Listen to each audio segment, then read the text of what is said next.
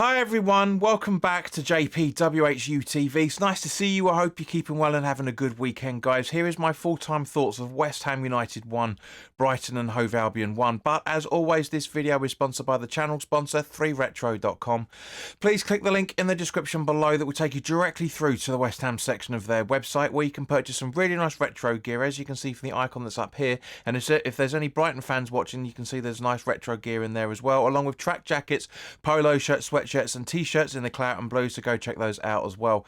And any purchases you make through the link in the description below, the commission that the channel would normally be getting, as I always say, I'll be sending on to the very worthwhile charity Iron Supporting Food Banks. They're based in the Newham area, and they're helping those in the Newham area and the Essex County and further afield for that matter, as they're currently supporting over 70, probably close to, if not over 80 separate food banks by the time of this recording. So guys, go grab yourself a really nice retro shirt. You'll be saving yourself a few quid in comparison to your respective club shop if there's any Brighton fans watching, and you'll be helping those that are less fortunate than you and I, especially at this very, very difficult time over the Christmas and New Year period. Honestly, anybody's support is worthwhile. And of course, if you want to make a donation directly to the charity without making an affiliate link payment, that's perfectly fine. There is their Just Giving Fund link in the description. So £1, £2, £5, whatever you can afford, guys. Believe me, every single penny helps. So let's crack on straight away with talking about the West Ham team sheet.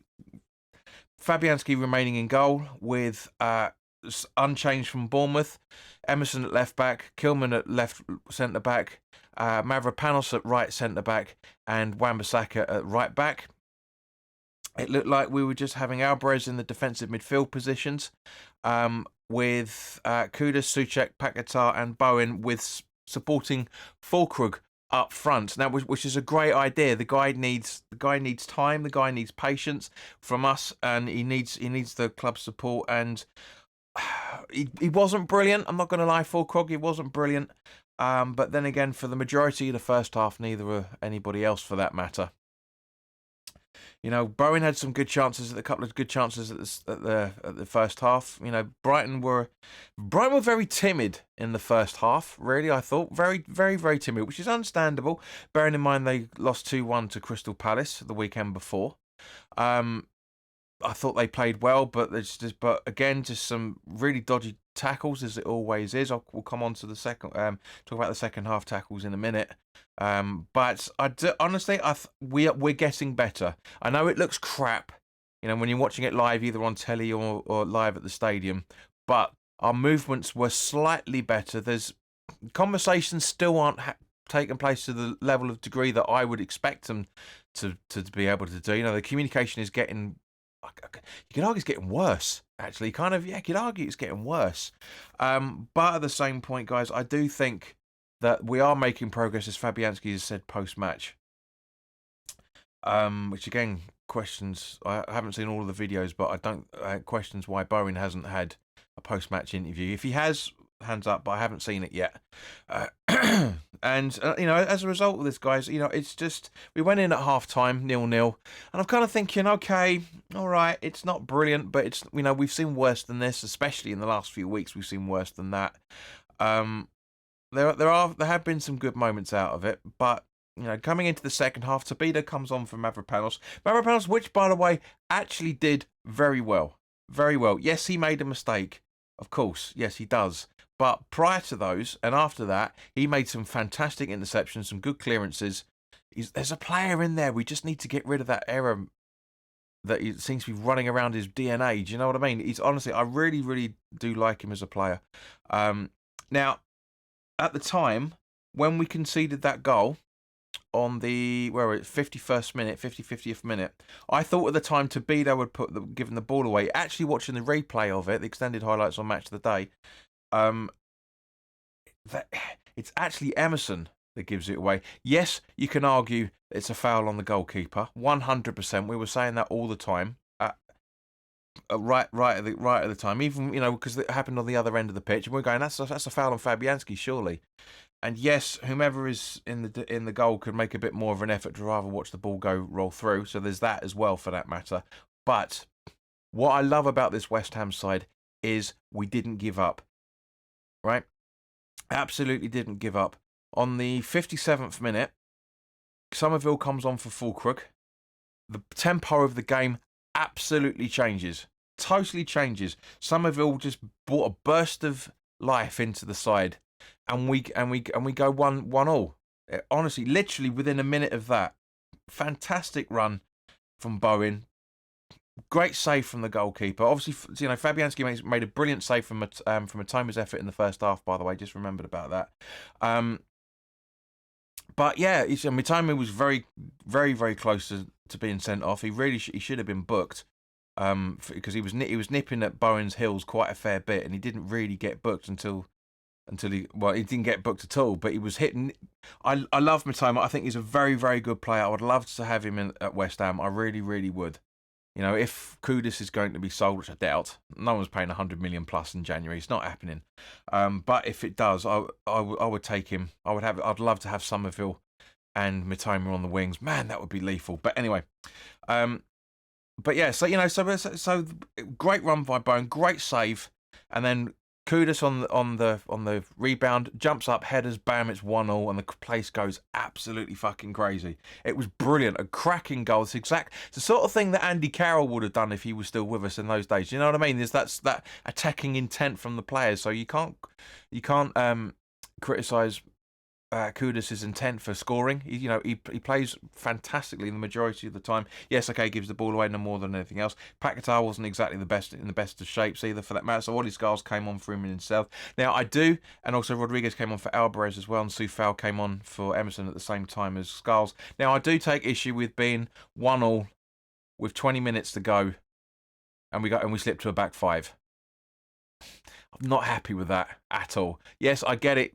Lopetegui doesn't want to lose, so he's making sure that we got as much defence in there as possible. Not that it made that much of a difference, but again, Fabianski was phenomenal in goal for us. Man of the match again, at least contender, if not overall man of the match. For the second game third game really in a row. The man he's the oldest person in the Premier League. Oldest player in the Premier League, I should say, and it's just showing that he's got a good year or so left in him. Minimum.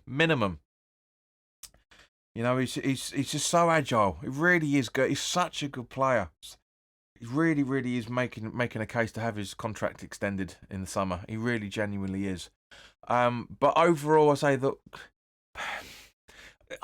I am frustrated, like a lot of you, In fact, probably not all. In fact, all of you guys are. I'm frustrated with that because we could have had more. But at the same point, Brighton could have had more as well. So a point from that point of view is justified. What isn't justified is Estupiñán, I think his name is, going in a 2-foot challenge and coming away with it with just a yellow. I get the reason why, because we're watching the replay back, he wins the ball. Okay, so I get it. Yeah, because the ball rebounds off Kilman. So you can see his ankle, his shin, I should say. So you can see that he gets the ball, but by the letter of the law, Estupiñán should have already been on a booking at that point, anyway. But Robert Jones is the referee. Didn't really cover himself in much glory. Didn't do all that much wrong, but some of the big that hardly booked anybody. Was more than happy to book the West Ham players, but fuck me, did he not book any of the Brighton players at all until well into the second half, if I remember correctly. Let me just double check. Veltman on the 48th minute of added time in the first half, and then Estupiñán on the 84th. When, as I say, way more players should have been booked for that. But again, we kind of rode our luck to a degree. Any other day, that's 2-1 to Brighton. With Mitoma, the ball bouncing off the post and coming out. Any other day, that's going straight in. Great ball up to him from what was his name? Minte, I think you pronounce it.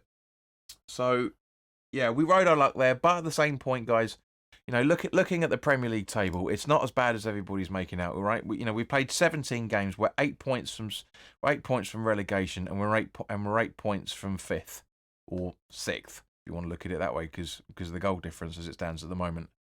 It's not bad going into January. It's not great, of course. I'd like the goal difference to be less, and I'd like us to have a few more points. I'd rather be around about 7th or 8th at the moment, given the way that things should have gone in terms of the mistakes that have been made over the first.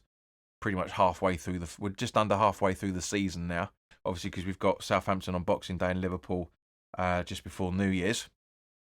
But overall, I'm happy with how things are going, but I want things to change. I want the improvements to keep going. I want us to be able to keep the clean sheets for more than one game every 4 or 5. I want us to be able to defend properly. I want us to be able to the communication to be better, the midfield to be stronger.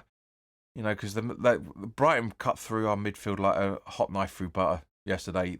They genuinely did.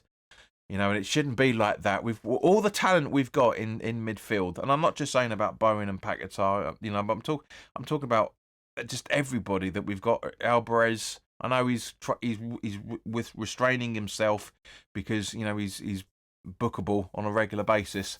Tabido is looking decent. He's learning all the time. The players are learning all the time, but the problem is they should be learning together, not individually, and playing together and not individually. That's the issue that's coming into January. And of course, Southampton is a much bigger game than it should have been, bearing in mind they're at the bottom of the table. So we're talking about, yes, okay, we should automatically be getting the 3 points. And with the way their defence is working, 100%, they've conceded the highest amount of goals in the Premier League. They genuinely have. So we should be going there, all guns blazing. But we'll find out about that on Boxing Day. But guys, thank you very much for your time. As always, put your comments in the comment section below. Let me know what you're thinking. I'll be doing the preview for Southampton. That'll be available tomorrow, so keep an eye out for that. So please do like, share and subscribe. But if I don't see you beforehand, guys, have a fantastic Christmas. I really hope you look after yourselves and have a really good time. And I'll see you very soon. All the best now. Take care.